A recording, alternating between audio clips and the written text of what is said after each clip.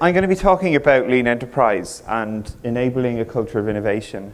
This is the lean track. It's a pleasure to be on it. You've got some of my favorite people actually on the planet here who are going to be on this stream. So I'm having a little bit of imposter syndrome up here at the moment, so that's the main thing. One of the things Adrian asked me to talk a little bit about when we started is what is actually lean. And this is it. Lean does not exist as a word in Japan. If you go in and tell them you are lean, ninja, jujitsu, something, they will go, what? When Womack and Jones went over to study what was happening in Japan, when they were fundamentally having radical improvements compared to the United States, they observed the behaviors that the teams were actually performing. And these are the kind of statements that they took away, the guides, the principles. Specifies value for a specific product from a customer's perspective. Identify value streams for each product, and you're going to hear Karen talk a little bit about that later on. Make flow without interruptions, and we're used to these things when we build software, like flow. Customers pull value from the producer. Pull systems. You have something that people want, so they come to you for it. And constantly pursue perfection. Continuous improvement, the very heart of what makes us better, about going through learning loops to make us better. So this is lean. So what's enterprise? So Adrian told me to be an enterprise, you first have to integrate with LDAP. That's his definition of what an enterprise is. I said, that's pretty good. This is our interpretation of an enterprise. A complex adaptive system where people are aligned by a common purpose. When you think about large organizations, they are large systems of people, of moving parts, all interacting together, a communication network, sensing, responding to each other's movements, and how well information moves around that is so important. And what drives the alignment is purpose. So there's your definitions. Let's talk business. 87%. That's the amount of companies that have either disappeared, had to merge, or been acquired in the S&P 500 since the 1960s. The life cycle or time of a company at the start of the 1960s was 67 years. That's how long they existed for. Today, it's 15, and it's falling. Falling. Now, the Netflix and the Googles and the Apples, they've only come onto that list in the last 10 years. Companies that have disappeared, New York Times, Compaq. One company's been on the list the entire time. Who do you think it is?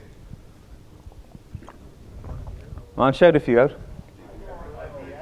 GP? GB? It's not any of those wine, drinks, or Coca-Cola manufacturers you had last night. It's GM. And when they got on the list, they were an electricity company. Today, they make most of their money from financial services. They've evolved. They've stayed relevant. This is what is happening in your organization. Today, you are in a 21st century world with 20th century practices and 19th century management practices. The accounting practices we use today are the same that we first invented when we came up with the concepts of accounting. Now, last time I checked, the world changed a little bit in the last 200 odd years. And yet we are still using the same practices from 2 centuries ago to run our businesses. So when you think about your ability to respond to change, to be agile, how can you do it when you're constraining yourselves with these types of techniques and practices? So you meet the new generation. These people don't care about your business plans, how your processes, internal things work, why it's hard to get work done.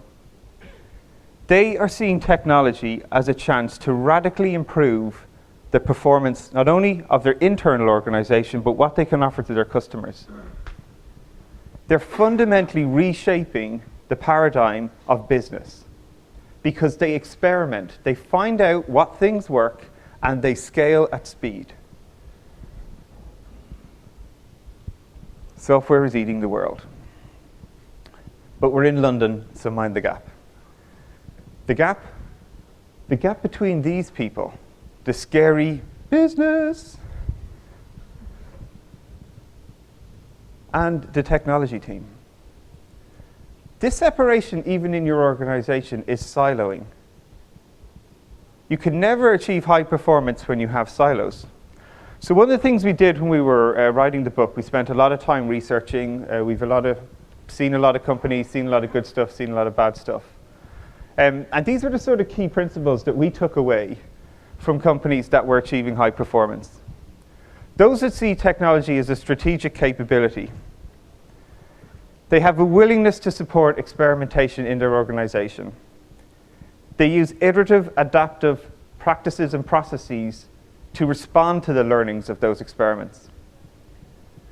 And they fundamentally reduce learning anxiety across their organization. They remove the anxiety of people trying to learn, to experiment, to try things out, and then can scale. When they find out what works, they scale it. So this is the mantra of the lean enterprise. Think big, start now, learn fast. If you want to have high performance, if you want to stay relevant, these are the things that matter. So I'm going to talk a little bit about how you do these things. Think big. The purpose of an organization is to create an environment where people can do extraordinary things. Drucker. Now, one of the first questions I love to ask teams or companies when I walk into them is, what's your mission? What's the mission of the thing you're working on? Come on, shout it out. Pretty awesome. Normally what I hear is, what do you think I hear? Make money. Make money. My job, my mission is to make money. How exciting is that?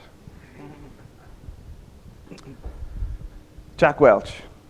Shareholder value is the dumbest idea in the world. It is a result of doing exceptional things. When you do exceptional things, then people send you money. So I often think, when you're thinking about mission, who's got a good mission? These people have a good mission. Who doesn't want to go to Mars here?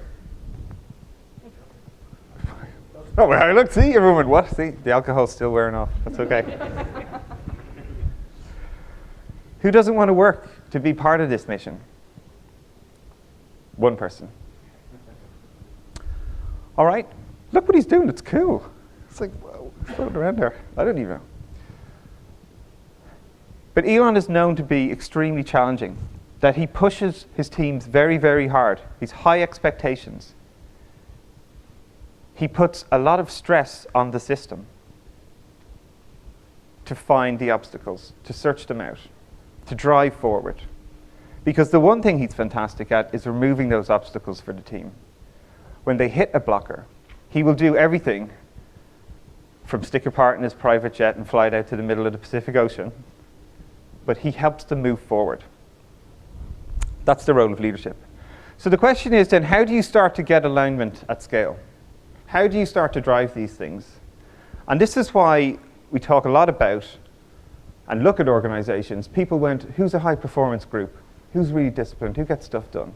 Oh, it's the army. The army are great at that. And the army use command and control. They just tell people what to do. But that's a fallacy. The army abandoned command and control sometime after the Napoleonic War in the 1800s. So even before the management practices that we still use today.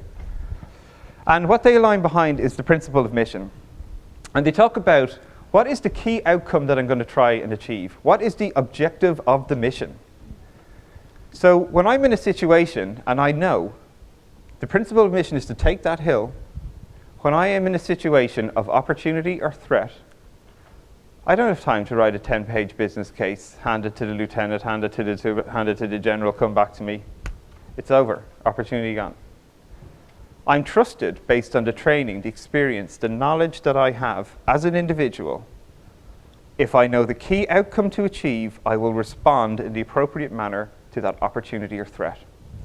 So the role of leadership is to define that principle of mission. Most military people will say their orders are incomplete until they have that. So when you think about that, what's your principle of mission of your team? And we talked a lot yesterday about how you then start to drive that culture change in the organization. And Edgar Schein talks about two types of things. You have learning anxiety and you have survival anxiety. Now, survival anxiety is this sense of urgency. And I can sit up here forever and say your business is going to blow up, your business is dead, someone else has got it. Learning anxiety is actually the ability for people to feel safe to try new things out, to feel that they will not be persecuted if they make error. Now, the interesting thing is there's only one way this model works. There's only so much survival anxiety will work before people top out. The only way to drive forward is to reduce learning anxiety and allow people to experiment and learn and feel safe. And that's how you get to this place. Intrinsic motivation of people in your organization. You're thinking big with your purpose. What is the purpose? I can pursue mastery because there is no learning anxiety. I am encouraged to experiment and improve. And I have the autonomy to do so. So what does this look like in real life? So this is examples of some clients I work with, the largest online gaming company in the world. Showing up on their themes, creating a mission command. What are the things that they are working on? Clarity about what is happening. Using visualization so people can come and share context. Meeting here, executives working with teams to understand what they are learning. Executives setting direction. Teams devising solutions to achieve that direction and sharing their learning of their outcomes to reevaluate the direction we need to go and move forward. Adaptation, learning, experimentation at scale. And teams run with this. This is them after 1 month. I was there last week. This is 1 year. Every single team in this development organization, they even painted the walls, which I thought was nice. Every team. High performance at scale. So when you're thinking about big for your organization, big is not your mobile app, your new mobile app. Zuckerberg uses P50 goals. He says to the team, they set goals that they think they have a 50% chance of achieving. Stretch goals. First one was to have 1 billion active users on Facebook.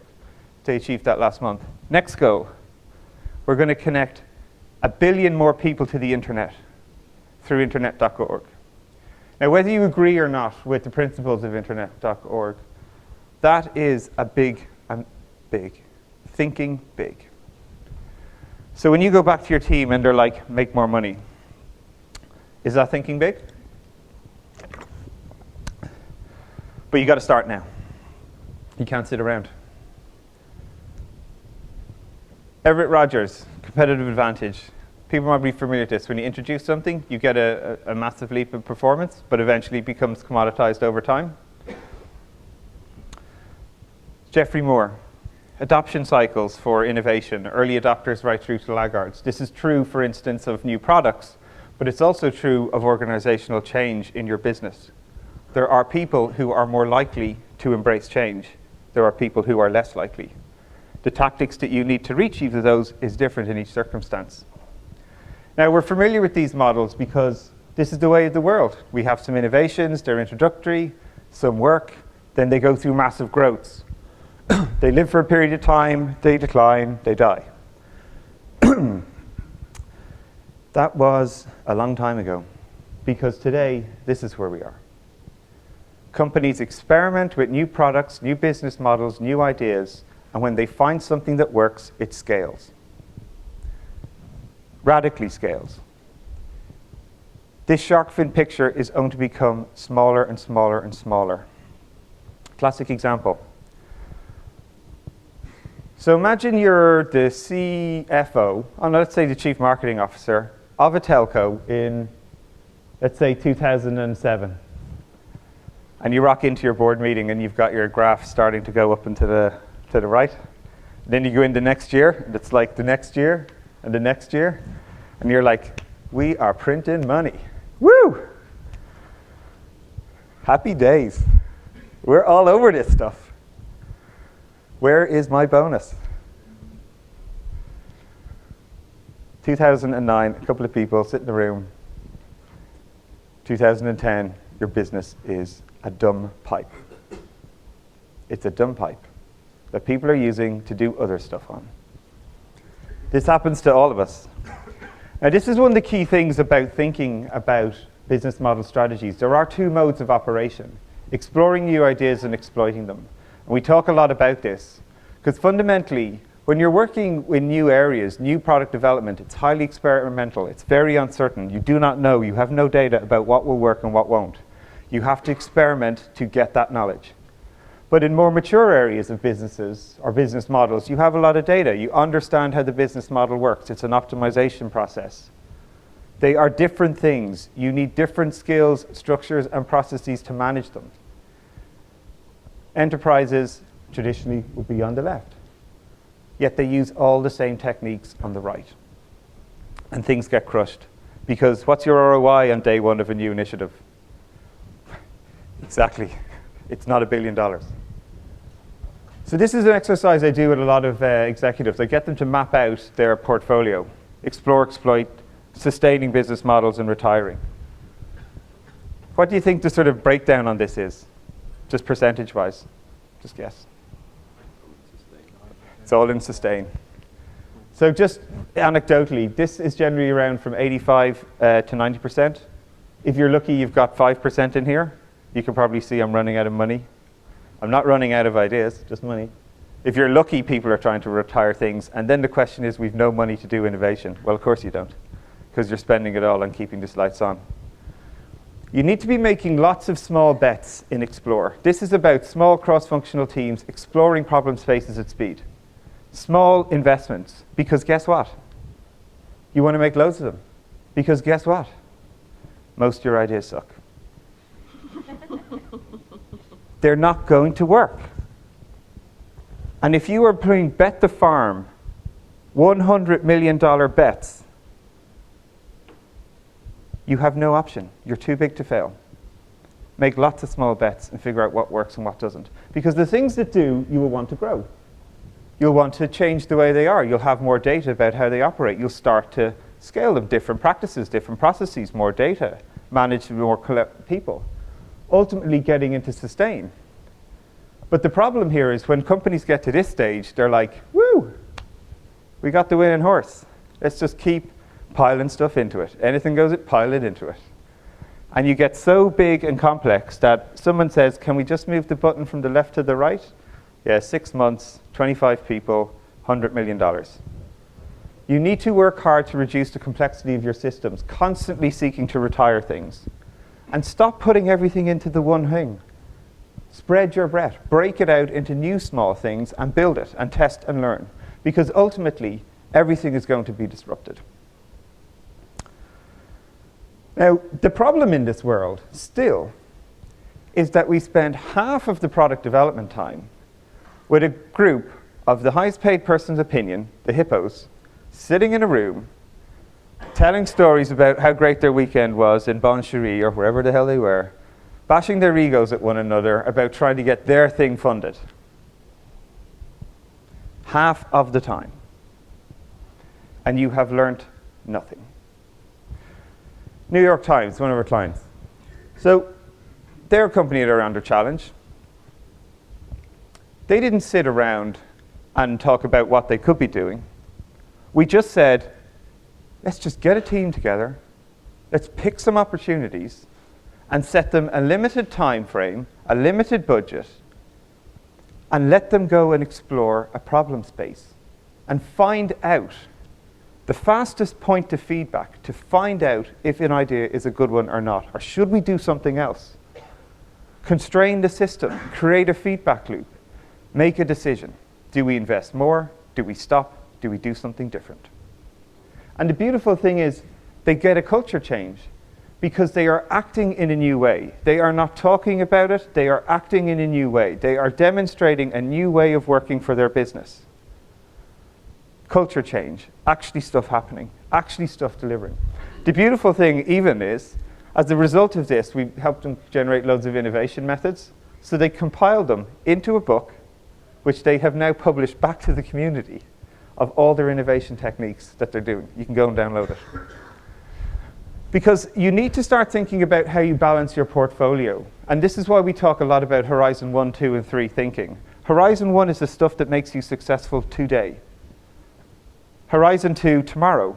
And 3, right out there, thereafter. But most organizations are so trapped in their Horizon 1, thinking that they are safe, and they just need to keep making that money. They're not thinking about the long-term gains.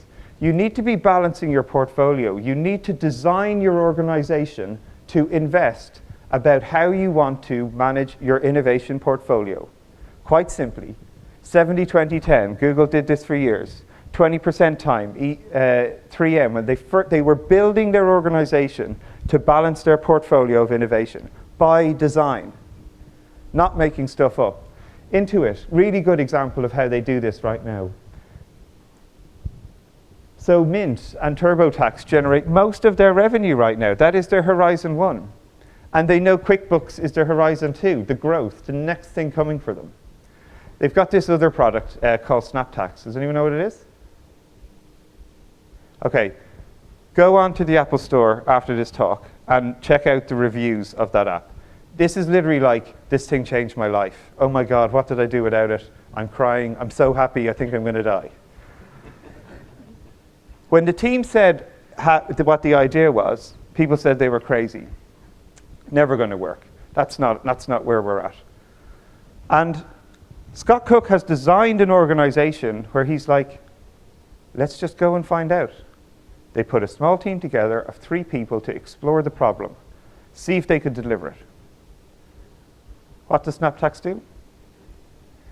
So at the end of the year, you get your tax form, P60 here, W something in the US. You take it out, you put it on the table, you pick up your phone, you take a photo. That's my tax return done. Boom. Magic. Changed people's lives. And this is what I'm talking about, because a year from now, you will wish you have started today. You do not have time to sit around and talk about what we could be doing, because the next WhatsApp is already out there eating your lunch. And they're learning fast.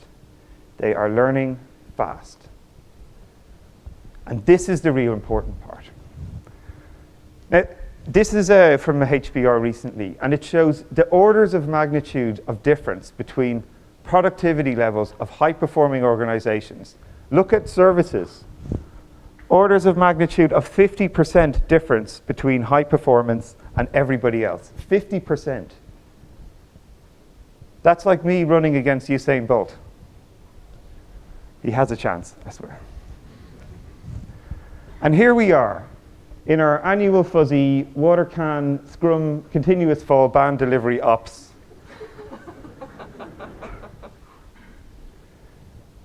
Talking about how good our golf score is this week. Maybe, I don't know, do you want the money? How good's your business case? I'm not really sure. Okay, we're trying really hard, we're going really fast. We're still talking about something called velocity, and everyone understands that. Especially this person and this person. And then ops are on fire because we just keep shipping stuff on them and blowing stuff up. If you want to engage business people, you have to start speaking their language. Just like they need to understand the power of technology, you need to understand their language. Start talking about business impact of the work you're doing. Stop talking about velocity. It's an efficiency measure for the team. Talk about your impact on the business, on achieving the mission. The goal here, when Eric came up with a variation of the Deming cycle called Lean Startup, is not, well, what are we going to build? How am I going to measure that? What have I learned? It was to get through these learning loops, the efficiency of getting through a learning cycle to find out what works and what doesn't, and to do that as quickly as possible in small batches to learn fast. 2011, Amazon, over 1,079 opportunities to learn what works, what doesn't, what their customers like, what they don't, what technology works, what doesn't. That is how fast they are learning 4 years ago. 4 years ago. And we're getting something out once every 6 months with so much stuff in there that everybody claims the victories and no one claims the defeats. And it's impossible. And this is why you need to start thinking about your products, your technology choices, your process changes, about how can I reduce the uncertainty of them? How can I make it economic to work in small batches of work so I can run experiments and find out what works and what doesn't?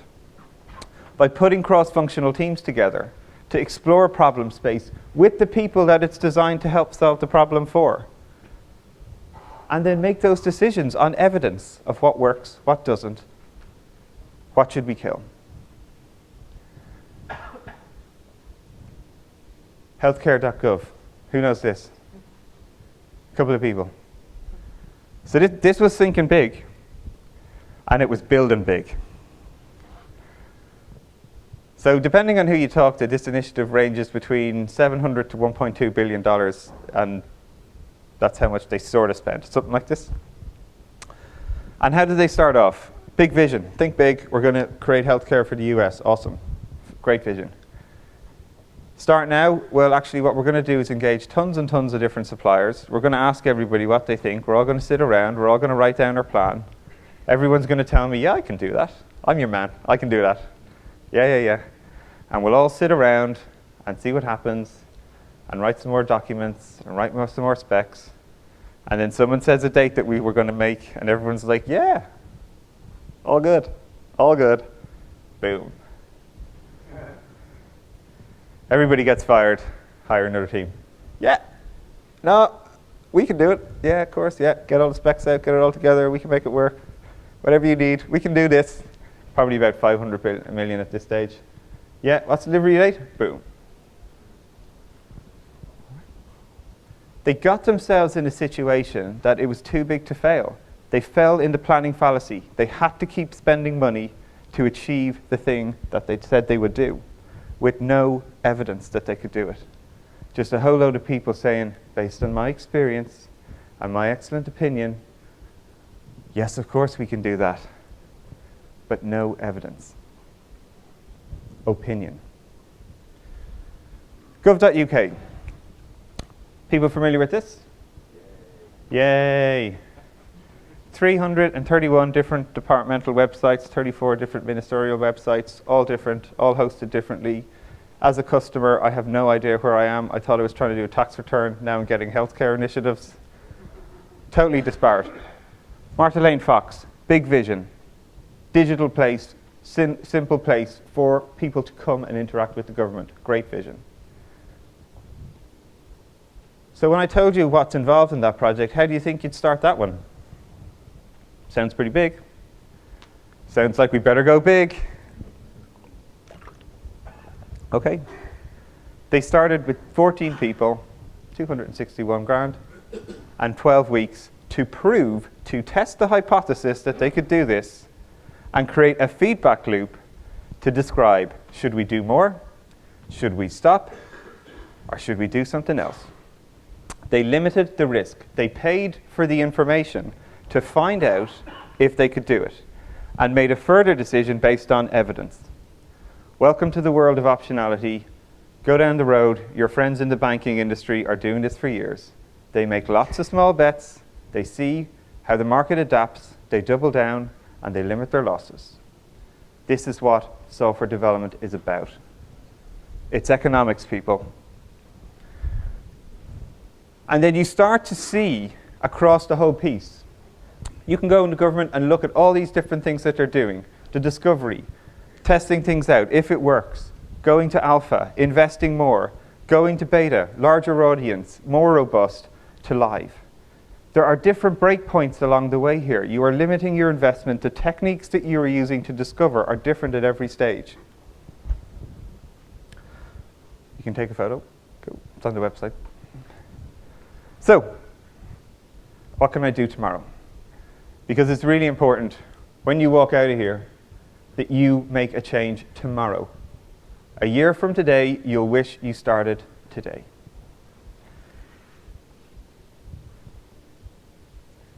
Set up a mission command at your team. The total cost of this is £24. I checked how much the post-its were on the way up here. You just need to buy some Sharpies. Get people to a place that they understand the mission. What are we trying to achieve? Bring the executive there. Collaborate about what they are trying to achieve and solutions you can think to get them there. And share what you're learning. Drive alignment through experimentation and learning together. Reduce the uncertainty of what you're doing by experimenting with real customers at all levels, from paper prototyping right through to software. How can I involve them in the process? How can I create a cross-functional team to do that? But the trick is to define boundaries. Define boundaries around scope, investment level, and risk. So you create a feedback loop by design that you have to go and see if what you thought was true is true. When is the soonest time that I can find out if what I believe is true or false? You've got to build that in. Because this is the mantra of the lean enterprise. You need to start thinking big, start now, and learn fast. I'm going to give an example of a client that I've just been working with. They are one of the largest airline conglomerates on the planet. Now, they are trapped in a world of every idea that they want. How simple, how small, is $100 million, 100 people, 6 months. For anything. They're trapped. But they have loads of great ideas. They want to think big. And they want to start now, and they want to learn fast. So what do? Well, we took 5 of their leading executives out of their organizations. And when I mean leading executives, I'm talking head of sales and commercial, CTO. All this level of senior executives out of their business for 8 weeks. And we've created a program for them to fundamentally leave the business and try and disrupt and blow up their existing business by creating new products and services and business models designed to disrupt their own business. It's been a transformational experience for them. Not only have they come up with great ideas that they've now explored, and some of them they want to move forward, they've also had a cultural impact in the organization because the people leading it fundamentally know what it's like to go and talk to customers again and hear that that great idea that they think actually sucks. They're learning fast. So the purpose, remember, of the lean enterprise is to create that environment where people can actually solve customer problems and have support in doing that. So when you go back to your organizations tomorrow, do think big, do start now, and learn fast. Don't forget to vote. Thank you very much.